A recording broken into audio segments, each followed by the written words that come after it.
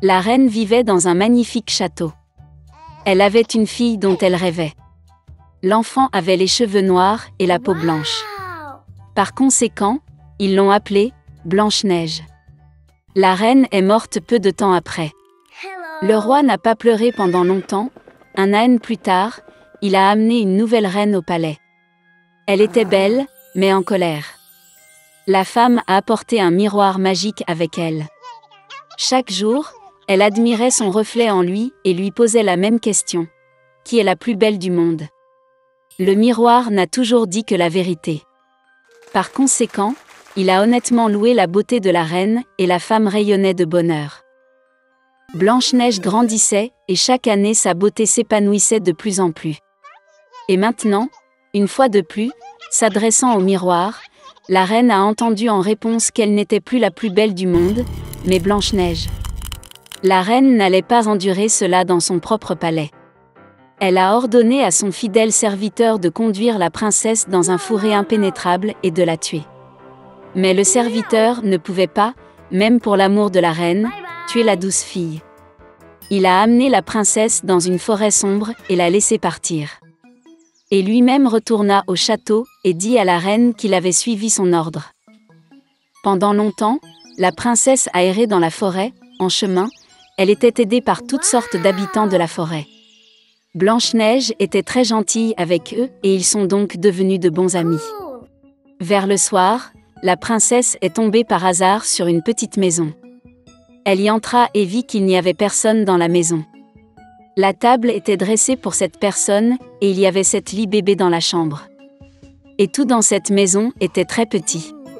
Par conséquent, Blanche-Neige s'est rendue compte que cette petite personne vit ici. Après un long et difficile voyage, elle se coucha sur l'un des lits et s'endormit profondément. Les 7 nains sont rentrés chez eux tard dans la nuit. Ils ont été très surpris par l'apparition d'un invité inattendu. Dormir Blanche-Neige était si charmant que les nains ont décidé de la laisser dormir et ne l'ont pas réveillée. Le matin est venu. Blanche-Neige s'est réveillée, a vu les 7 nains et a eu peur.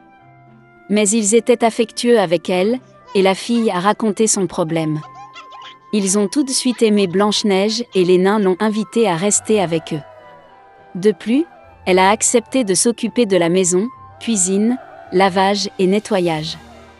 Chaque matin, les gnomes allaient dans les montagnes pour extraire de l'or et des pierres précieuses, et revenaient tard dans la nuit. En partant pour le travail, ils ont averti Blanche-Neige afin qu'elle ait peur de la méchante belle-mère et n'ouvre pas la porte à des étrangers. À ce moment, la reine, comme d'habitude, se rendit dans la pièce secrète pour parler au miroir magique. Mais le miroir a soudainement dit qu'elle n'était pas la plus belle du monde, mais Blanche-Neige. Que la princesse est toujours en vie et vit avec les gnomes dans la maison. La reine est devenue très en colère et a décidé de s'occuper elle-même de Blanche-Neige. Elle est allée dans une pièce secrète et y a cuisiné une pomme venimeuse. C'était très beau à l'extérieur, mais si quelqu'un n'en mangeait ne serait-ce qu'un morceau, il mourrait certainement. Quand la pomme fut prête, la reine se changea en ancien marchand et vint à la maison des nains. En voyant la douce vieille femme, Blanche-Neige se sentit désolée pour elle. Elle ne se douta de rien et quitta la maison.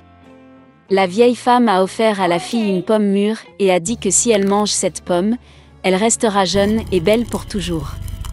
Blanche-Neige l'a crut, et dès qu'elle mordit la pomme, elle tomba morte et cessa de respirer. La reine satisfaite se rendit au palais. Dans la soirée, les nains sont revenus du travail et ont vu Blanche-Neige gisant sur le sol. Elle ne respirait pas. Ils ont sangloté si fort et ont déploré que leurs cris aient été entendus par le beau prince, qui chassait dans la forêt voisine. Il est devenu intéressant pour lui quel genre de hurlement s'est produit qui a effrayé tous les animaux. Et quand le prince a trouvé la maison des nains, il a vu Blanche-Neige. Elle était si belle que le jeune prince est immédiatement tombé amoureux d'elle. Il a persuadé les nains de l'emmener avec lui au château, car il y a des médecins qui peuvent guérir Blanche-Neige. Les nains l'ont permis. Puis le prince ordonna à ses serviteurs de porter la princesse sur leurs épaules. Et quand ils la portaient, il arriva que les serviteurs trébuchaient sur un buisson, et de la commotion cérébrale, un morceau de pomme empoisonnée est tombé de la bouche de Blanche-Neige, et elle s'est réveillée. En voyant le jeune prince, la fille est également tombée amoureuse de lui, et a accepté de l'épouser. Ils ont également invité leur méchante belle-mère au mariage. De colère Q. Il y a longtemps, dans un petit royaume, vivait un roi qui aimait à s'habiller plus qu'autre chose. Il pouvait passer des journées entières dans la loge, s'exhibant devant le miroir dans de nouvelles robes. Ainsi, pour chaque occasion de la vie, que ce soit un voyage au théâtre ou juste un petit déjeuner, le roi avait préparé les meilleurs tissus et robes. Et puis un jour, 2 escrocs sont arrivés dans le royaume. Dans les rues de la capitale, ils ont entendu parler d'un roi qui adore se déguiser. Et puis un plan astucieux a mûri dans l'esprit des trompeurs. Ils ont décidé de se faire passer pour des tisserands capables de fabriquer un magnifique tissu, mieux que rien ne pouvait être imaginé. Et pour que le roi leur prête définitivement attention, les escrocs ont répandu une rumeur selon laquelle leur tissu avait des propriétés magiques. Il est complètement invisible pour ceux qui sont impénétrables. Quand le monarque a entendu parler des incroyables tisserands qui sont apparus dans son royaume, il était très heureux. Après tout, il eut enfin l'occasion de comprendre lequel des conseillers royaux et des sujets est stupide. Le lendemain, le roi convoqua les tisserands, les couvrit d'or et lui ordonna de coudre la meilleure robe à partir de tissus magiques et de fils d'or. Okay. Ensuite, les trompeurs ont pris tous les matériaux précieux, ont pris l'or et se sont mis au travail. Ils se sont assis devant les machines royales vides et ont commencé à faire semblant de coudre une robe magique pour le roi. La rumeur sur le tissu extravagant s'est répandue dans tout le royaume, et tout le monde voulait la voir. Le roi lui-même ne faisait pas exception. Il voulait vraiment jeter un œil à la robe, mais il avait peur d'être stupide et de ne pas voir le tissu. Et c'est ainsi que le monarque décida de leur envoyer son conseiller le plus sage, le plus intelligent et le plus honnête de tous. Lorsque le vieux conseiller est venu à l'atelier, il a vu comment les trompeurs travaillaient derrière des machines vides. Ils ont soulevé une robe inexistante, redressé des plis invisibles et vanté de faux dessins. Puis le conseiller, effrayé de paraître un imbécile, fit semblant de voir aussi la robe. De retour au royaume, le vieil homme ne trouva pas la force d'admettre qu'il n'avait rien vu. Par conséquent, il a rapporté au roi que le tissu était magnifique. Le ministre suivit le conseiller auprès des tisserands.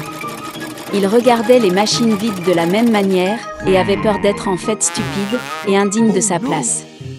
Le ministre est donc retourné vers le roi et a loué le tissu encore plus que le conseiller. Finalement, le roi décida d'admirer la curiosité lui-même, jusqu'à ce qu'elle soit retirée de la machine. Il est venu chez les tisserands avec toute une suite de courtisans. Mais ni le monarque ni les conseillers n'ont vu la robe. Cependant, chacun d'eux a commencé à admirer la tenue, imaginant que tout le monde voyait réellement le tissu. Satisfait du résultat, le roi décerna la croix de chevalier rusé et leur accorda le titre de tisserand de la cour. Et puis vint le jour où tu pourrais mettre une nouvelle tenue. Les tisserands voyous se sont portés volontaires pour assembler le roi eux-mêmes. Ils ont habillé la règle d'un pantalon inexistant, puis d'une camisole et d'un cafetan invisible. Et toute la noblesse qui a regardé le processus a seulement dit à quel point le costume était beau et comment il était allé au roi. Finalement, le monarque sortit dans la rue. Les sujets s'étaient déjà rassemblés, espérant voir la magnifique tenue du roi.